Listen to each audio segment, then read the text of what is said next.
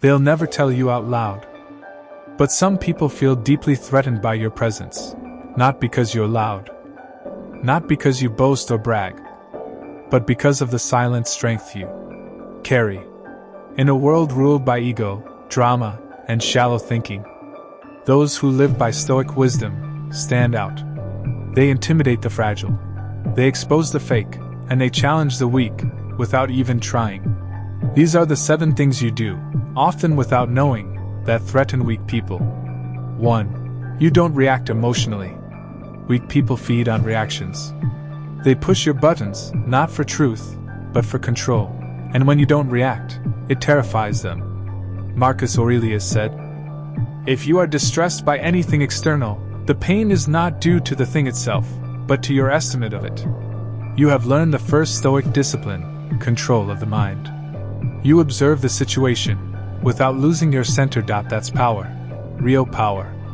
And to those who live in chaos, your calm feels like a threat. Because they can't shake you, they start fearing you. Silence is your strength. 2. You own your time. Most people are slaves to distraction. They give away their hours, their focus, their life, cheaply. But you don't.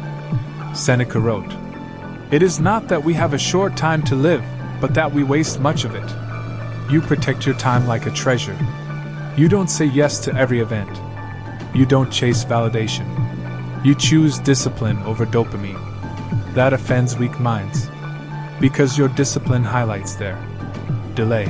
Your focus reminds them of what they're avoiding. You're not being arrogant, just aware. And awareness is threatening to those who'd rather stay asleep. 3. You are comfortable being alone. Solitude reveals the soul. But most people fear being alone because it forces them to face themselves. You embrace it. Because in silence you grow. Epictetus said, "If you want to improve, be content to be thought foolish and stupid." You don't need to be seen to feel secure. You don't need the crowd to validate your worth. That scares the insecure, because they're addicted to attention. You walk alone, not because you're arrogant, but because you're free. And freedom intimidates those still in chains. 4. You speak truth without apology. In a world addicted to comfort, truth becomes dangerous. Most people would rather be lied to than challenged. But you speak truth. Not to hurt. Not to impress. But because it's the right thing to do. Marcus Aurelius said, "Never esteem anything as of advantage to you that will make you break your word." You refuse to bend your principles for approval. That unsettles people living double lives. Because when you walk in truth, you shine a light on their masks. They may mock you, avoid you, even label you arrogant. But deep down, they're shaken by your clarity. Because your honesty reminds them of what they gave up long ago. 5. You don't chase people. Neediness repels power. And detachment confuses the insecure. You don't chase. You don't beg. You don't force relationships.